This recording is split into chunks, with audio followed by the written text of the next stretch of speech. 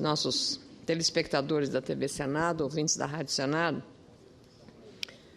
começo com uma notícia que é muito agradável para todos os gaúchos e para aquelas pessoas que admiram a chamada economia criativa, a cultura, a tradição, a arte, mas, sobretudo, a preservação de uma memória muito importante, que é a memória trazida pelos imigrantes italianos e que chegaram no Rio Grande há quase 2 séculos e estão ainda escrevendo uma belíssima história de sucesso. Falo da Serra Gaúcha, em particular de uma cidade que todos conhecem, Caxias do Sul, por muitos dos seus valores, das suas pessoas, mas por um evento especial, a Festa da Uva, Festa Nacional da Uva, que já está em sua 30ª edição.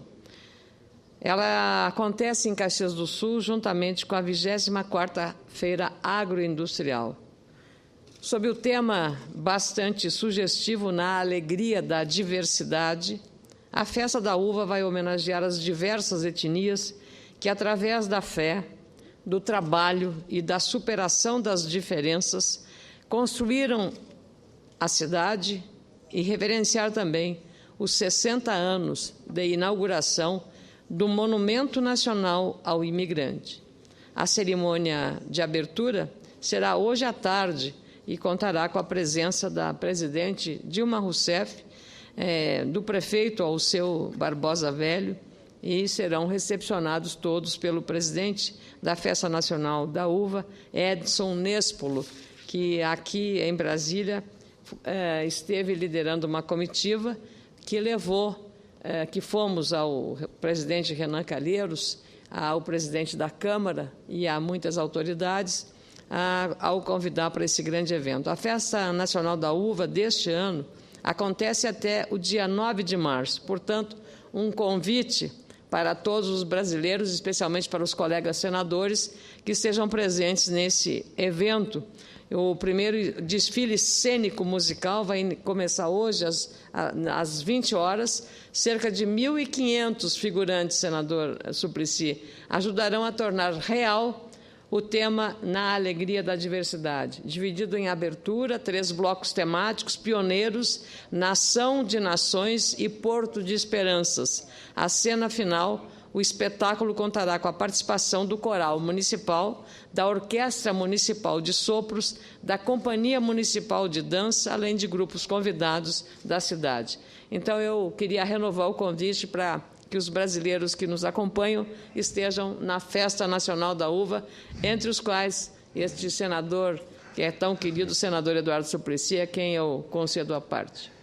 Gostaria imensamente de estar lá na Festa Nacional da Uva, cumprimento pelo apoio que dá essa forma de cultivo tão importante para os gaúchos, para os catarinenses, e quero desejar o maior sucesso.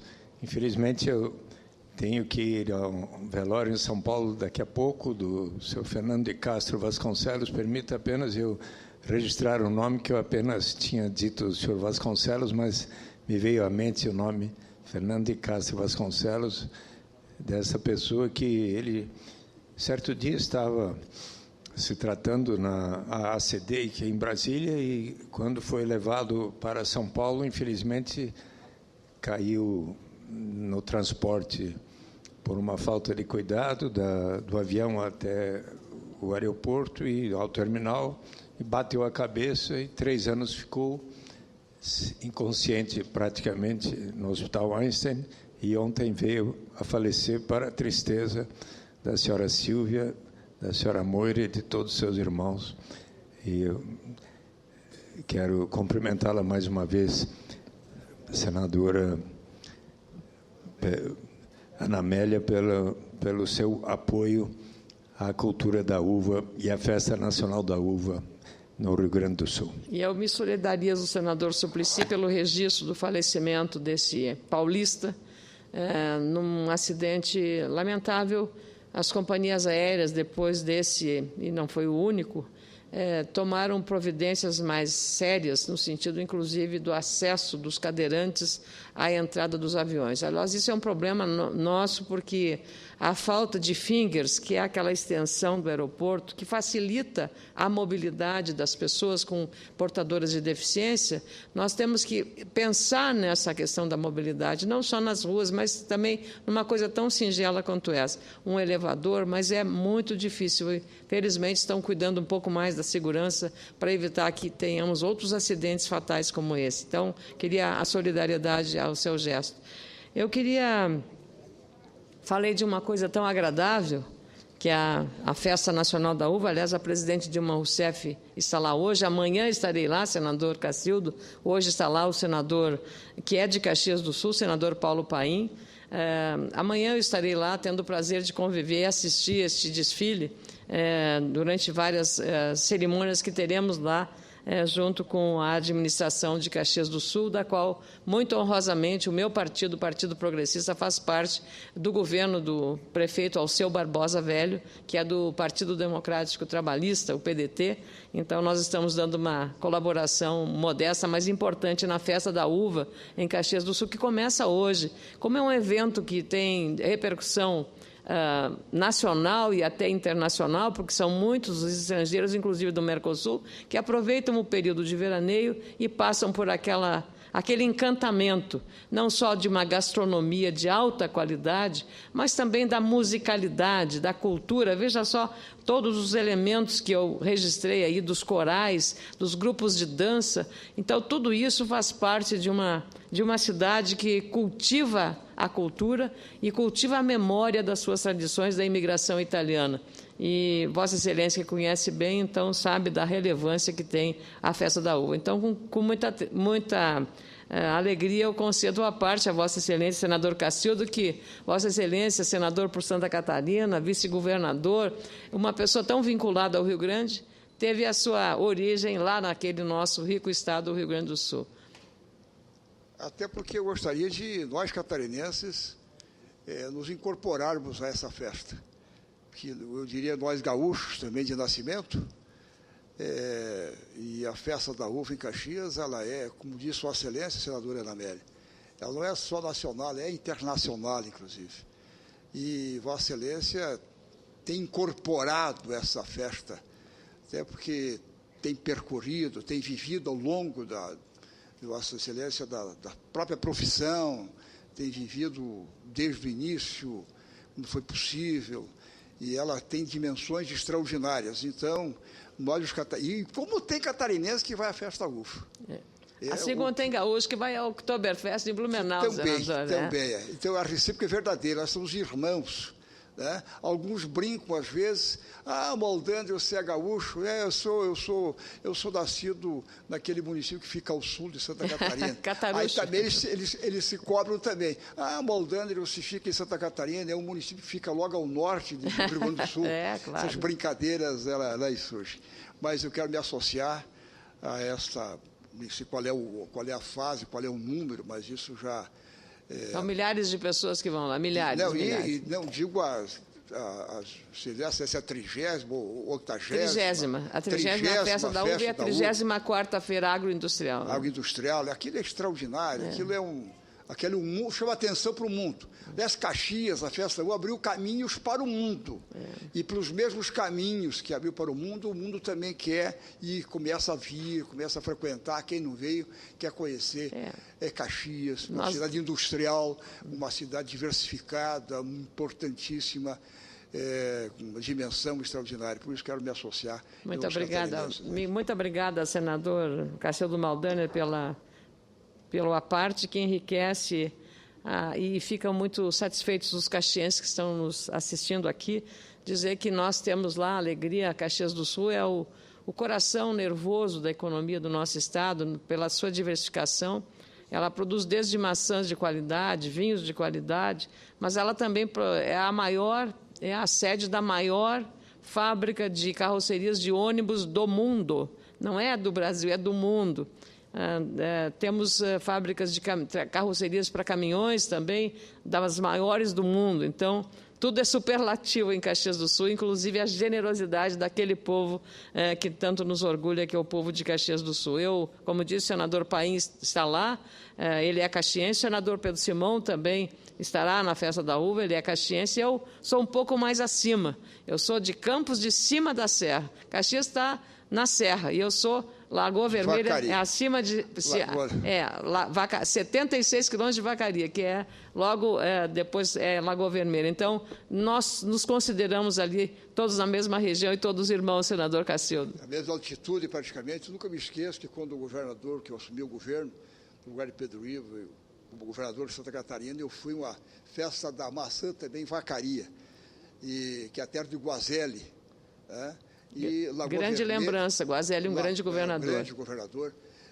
Vacaria, Lagoa Vermelha, que Vossa Senhora é origem, Vossa Excelência é origem de lá, e Caxias, fica tudo mais ou menos na mesma linha. Bom Jesus também produz maçã de qualidade. Orai por nós, tudo é protegido. Eu não sei se aquela região, se o céu desceu, a terra subiu. As duas coisas juntas. As duas coisas juntas e se encontraram num cenário muito bonito. Marcelo aqui para dizer isso, mas eu acho que a terra subiu ou o céu desceu. Acho que fica mais perto, fica. Antônio Prado, tudo aquilo é muito bonito. Flores da Cunha ali é um caminho, realmente parece a estrada romântica, como tem na Alemanha. Mas eu, ao falar de uma coisa tão agradável como essa festa, eu agora trato de uma coisa bastante séria, que trata da decisão do governo anunciar hoje o corte de 44 bilhões de reais no orçamento da União para este ano, anunciado nesta manhã pelo Ministério do Planejamento, reforçando aí, na minha avaliação como senadora municipalista, a urgente necessidade de intervenção do Executivo em favor das matérias relacionadas ao Pacto Federativo. A previsão de redução dos recursos públicos é notícia negativa que, inevitavelmente, impacta de modo preocupante nas contas dos governos estaduais e também das prefeituras, como é o caso dos já minguados e atrasados repasses dos obrigatórios e constitucionais fundos de participação dos estados, o FPE, e dos municípios, o FPM. A presidente Dilma Rousseff, aliás, hoje anunciou a liberação de mais R$1 bilhão para os municípios, mas isso está dentro daquilo que a União retirou quando ela desonerou do IPI vários setores da indústria, como o setor automotivo, a linha branca, e aí isso prejudicou a receita dos municípios. Preocupa ainda mais os ajustes feitos em relação à economia para pagar juros da dívida pública, o chamado superávit primário. Nesta manhã, no mesmo anúncio sobre mais um corte orçamentário, o superávit primário foi fixado em 1,9% do PIB, o Produto Interno Bruto, para todo o setor público, incluindo União, estados, municípios e empresas estatais. Na prática, senador Mozarildo, isso significa que, infelizmente, ficará mais difícil para o governo pagar todo o juro e, ao mesmo tempo, abater o valor da dívida pública do país. Serão, por isso, menos recursos para resolver os problemas que nós estamos enfrentando, seja a mobilidade urbana, a educação, a saúde, a infraestrutura e a segurança. Resumindo, se o governo não se empenhar para que a base aliada aprove, nesta Casa, propostas legislativas que melhorem a desgastada relação ou a desequilibrada relação entre União, Estados e municípios, corremos, infelizmente, o risco de ter um 2014 problemático, um ano... Estou concluindo, presidente, estou concluindo. Desse ano difícil e também para prefeitos e governadores e para os novos que chegarão. Diversos senadores insistentemente têm subido nessa tribuna para cobrar ajustes nessa relação.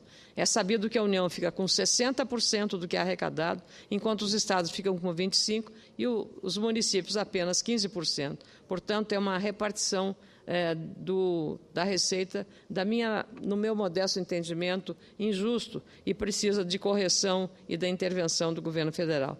Por isso, a importância de aprovarmos na Comissão de Constituição e Justiça, na próxima semana, sugestões legislativas como a proposta de emenda à Constituição, a PEC 39, de minha autoria, que trata de uma distribuição mais justa dos recursos públicos entre os entes federados. Aumenta em 2% os repasses para o Fundo de Participação dos Municípios. Seria um fôlego apenas orçamentário de 6 bilhões de reais a mais no caixa dos municípios. É mais dinheiro para escolas, hospitais e obras de responsabilidade dos prefeitos. Inclusive, o presidente da CCJ, senador Vital do Rego, que já foi pressionado pelos prefeitos da Paraíba, já se comprometeu a colocar essa importante matéria para ser votada nas próximas semanas pelo colegiado, já que o relator, o senador Eduardo Lopes, do Rio de Janeiro, já está com o relatório concluído. Como, infelizmente, reformas importantes na questão federativa não têm tido sucesso até o momento, a população paga um alto preço pela lentidão. Não se colocou em prática o que está no papel ou o que foi acordado e decidido, como, por exemplo, a questão da alteração do indexador da dívida dos estados e municípios. Quanto mais se adia uma decisão importante, mais onerosa e difícil ficam as soluções para problemas urgentes da nossa sociedade. É melhor um sim ou um não do que a dúvida ou o talvez.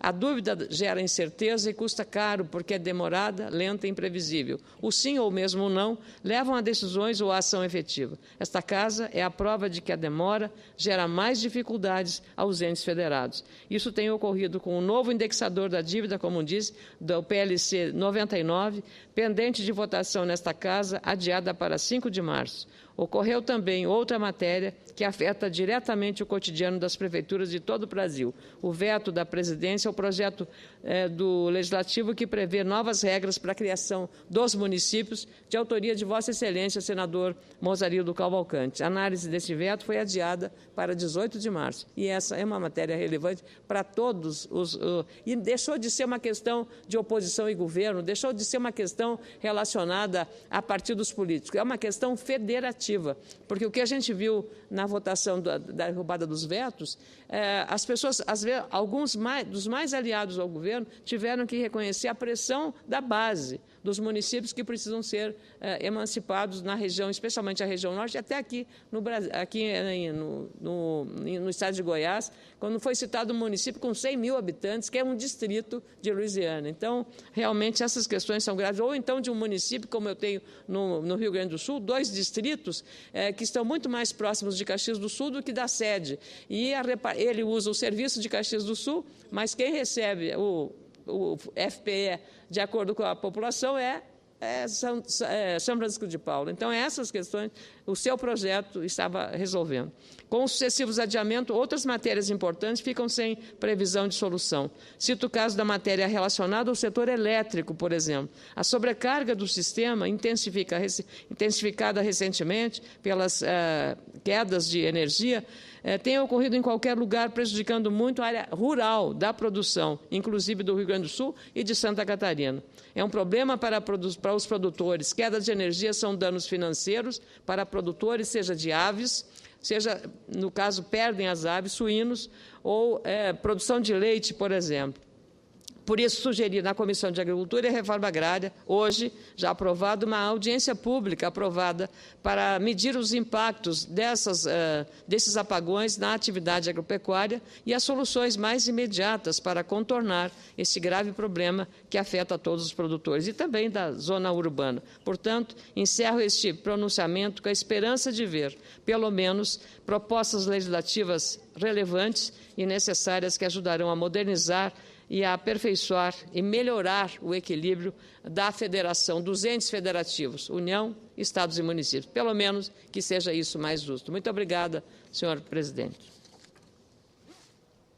Concedo a palavra como orador inscrito